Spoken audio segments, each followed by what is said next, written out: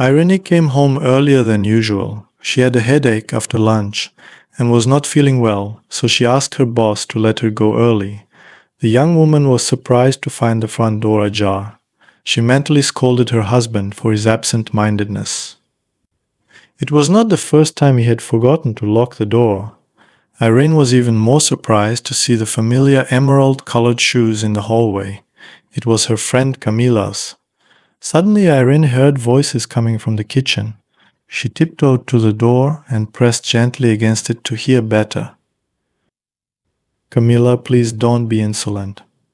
I don't have that kind of money right now. You know that very well, but you still demand it. Have a conscience," Michael said to his wife's friend. "You don't, but your wife does, and I know that too.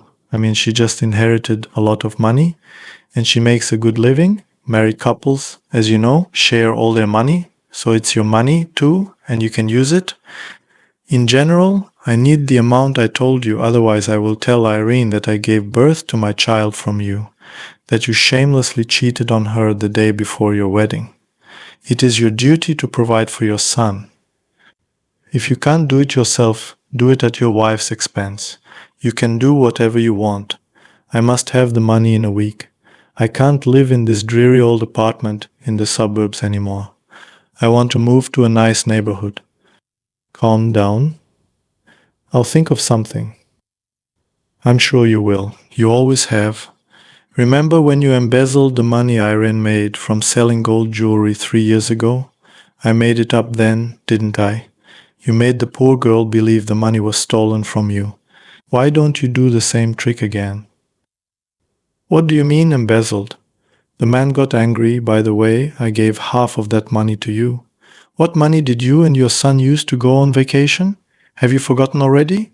If it wasn't for me, you would have seen the sea only on the internet." Okay, don't be mad. I know you'll never forget about us. I'm really grateful to you for that. Only this time it won't be so easy to deceive Irene, the man said thoughtfully and sighed long and hard. It's a lot of money.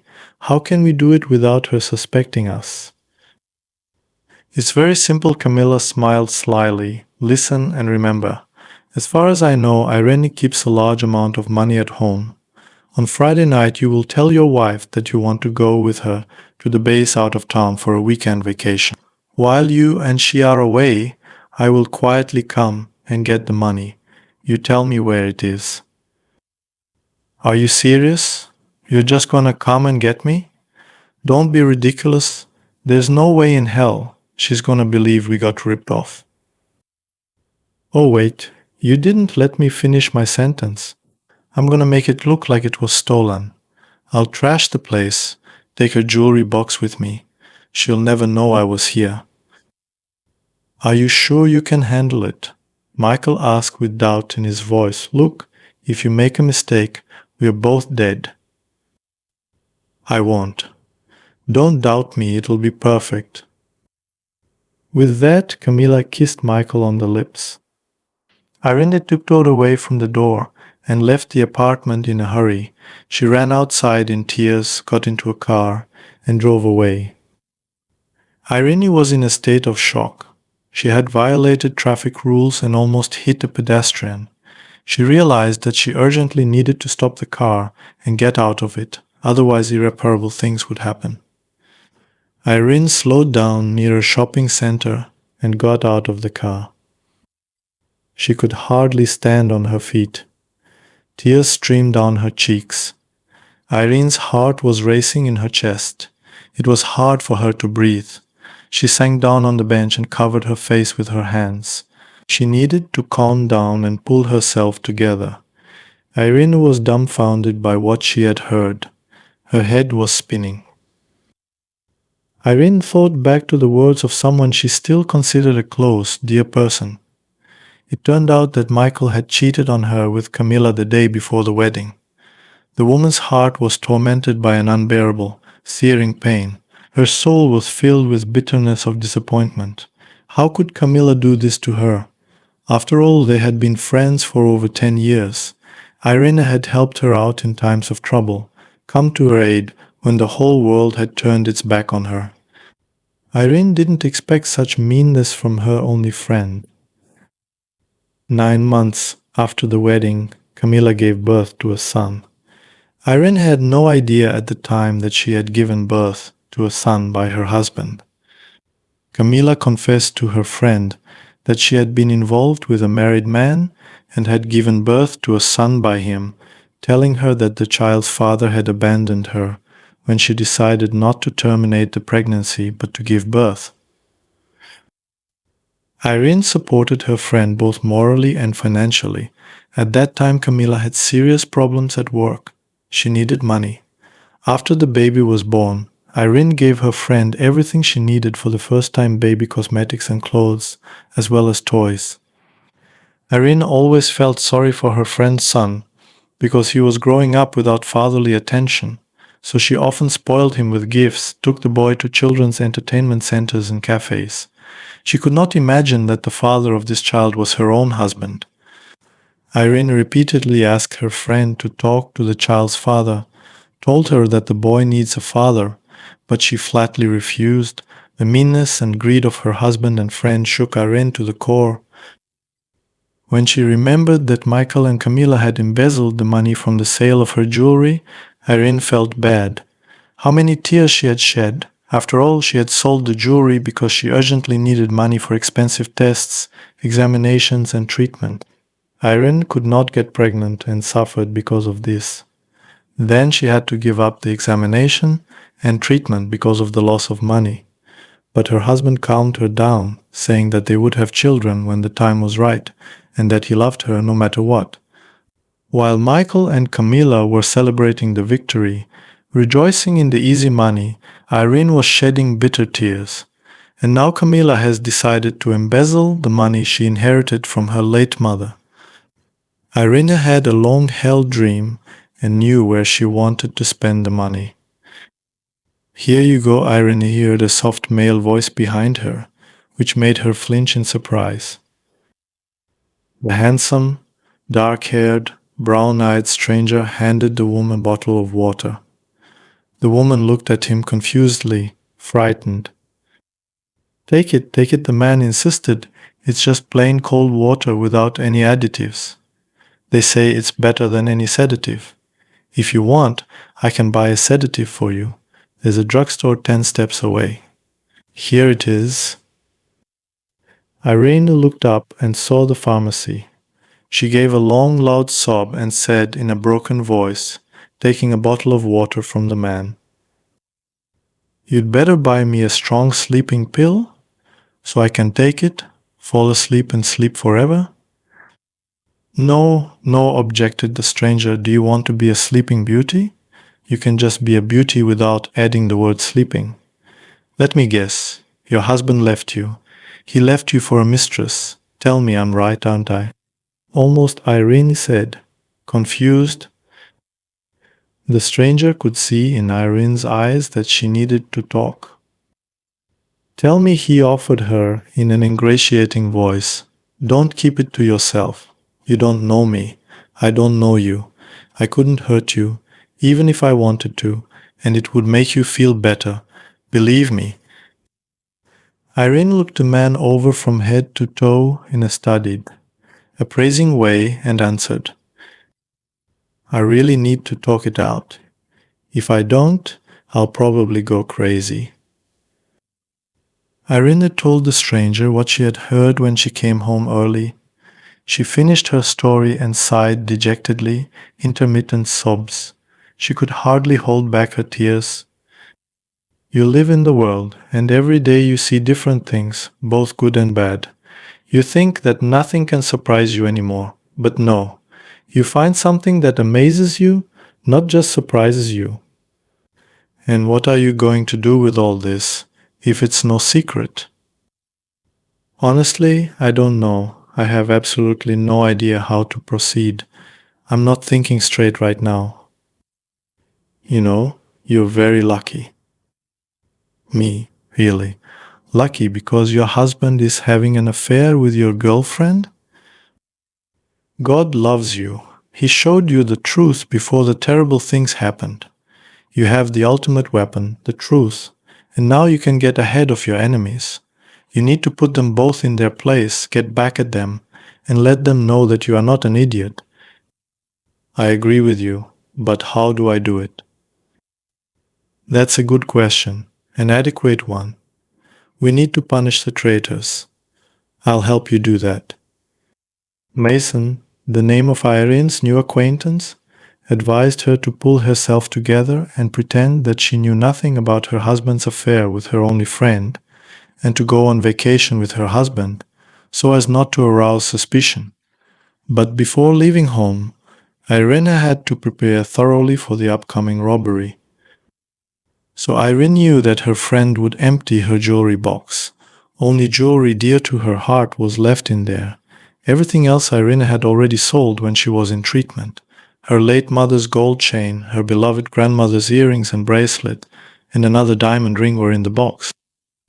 Irene found it difficult to pretend that she knew nothing, but she gave herself her word that she would not give in to her feelings, but would see it through.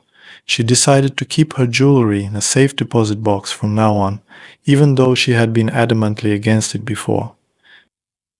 Instead of jewelry, Irene put a white plaster statue of a hand, showing her middle finger in her jewelry box, just before she left.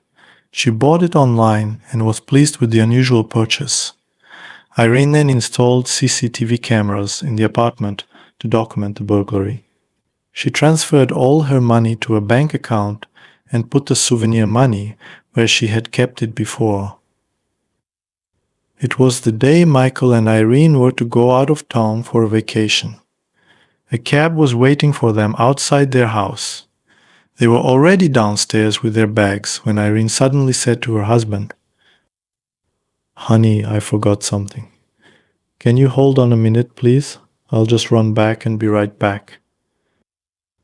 Irene entered the apartment and left a memorable message for her friend on the bedroom mirror in bright red lipstick Bummet Bitch. She ripped up all the pictures of them together and left it all on the bedroom floor. Irene nonchalantly returned to her husband 10 minutes later and got into the car. Sitting in the car with her husband, Irene thought about the fact that Camilla had received too lenient a punishment. After all, she had not only dated Michel, but also her own director. Thanks to her affair with him, Camilla stayed at the firm where she now works. She was going to be fired for gross violation of company rules, but she managed to caress the director and persuade him to dispense with a reprimand. Irene, without hesitation, began to look for the page of the director's wife in social networks and easily did it. After all, the woman was well known in the city. Her father was a co-owner of the company where Camilla worked. Irene wrote a message to the director's wife and told her that her husband was cheating on her with his subordinate and that the lovers met every Friday at the hotel. Irene did not forget to write the name of the hotel where Camilla's passionate meetings with her director took place. She was pleased with herself and looked forward to the consequences of her revenge. At exactly midnight, Michael's cell phone rang. Irene was awake. She was in anticipation of her husband's impending heartbreak. Irene carefully pretended to be asleep. She held her breath. What the man whispered, "How? It can't be. Are you serious? I don't know. It was your idea. You're on your own now. That's it. Come on." "I can't talk. She's sleeping next to me." Michael hung up the phone and began to hurriedly pack his things. Irene opened her eyes and stood up and said casually, "Don't forget your pants when you run away. They're in the bathroom."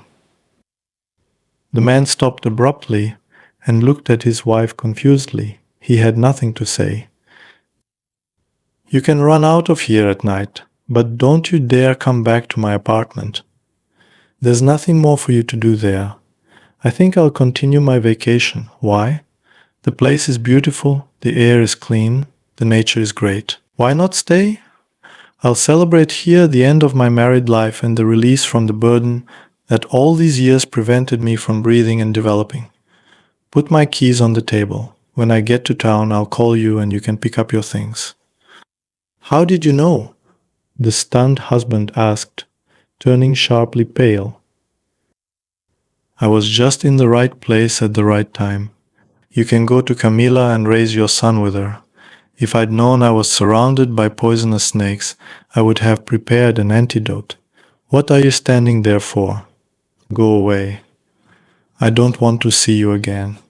Never again. Michael gave Irene one last look of despair and left, throwing the key to the apartment on the table. Irene strictly forbade herself to cry. That night she realized that she would start the new morning with a clean slate, that there would be no more room in her life for traitors, hypocrites, and deceivers. Irene soon arrived in the city, and the first thing she did was to go to the police and report the crime. She attached the video surveillance footage to the report. It clearly showed how Camilla got into the apartment, how she opened the jewelry box and took out a plaster statue of a hand with an extended middle finger instead of jewelry. Camilla had to leave her friend's apartment empty-handed. Camilla was soon apprehended in a neighboring town. She was prosecuted for trespassing and attempted robbery. The court sentenced Camilla to a prison term. She lost her friend, her lover, and her job. Irene soon divorced her husband. She made a promise to herself not to let any woman near her again. Irene lost faith in friendship and love after all that had happened.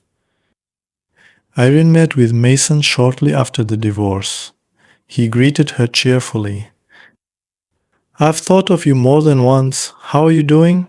the man asked. "Have you managed to put your friend and husband in their place? How did this interesting story end?" The story ended well. I gained my freedom. I became free from rotten people and toxic relationships. What could be better? Camilla ran away, unwilling to take the souvenir money and the statue of a hand with an outstretched middle finger with her. And I tried so hard. I left such a gift for her in her jewelry box. Thank you for the idea. It made me so happy. Camilla was sentenced to jail time, and my ex-husband is now taking care of his child. That's the way it is, while his mistress reforms. I'm glad you came out of that situation with dignity and cut out all those who didn't love and appreciate you. Always remember that you deserve the best. I'm sure your ex-husband will still be crawling on his knees in front of you. He'll soon realize who he's lost. Listen, I'm so hungry today. I've been working hard all day. I haven't had time to eat. Why don't we go out together, have dinner? There's a great cafe not far from here. The pizza there is so good, it's amazing. Let's go. I'm really hungry too, to tell you the truth. I haven't eaten anything all day either. We could have dinner together. Come on, let's go. I love pizza so much. Mason and Irene went to the cafe. They walked leisurely, talking and joking passionately. That day, when Mason and Irene went to the cafe to have dinner, they could not imagine that in a year they would get married, become parents with many children, and live together a long, happy life, almost like in a fairy tale. After all, fate, it is very unpredictable. The end.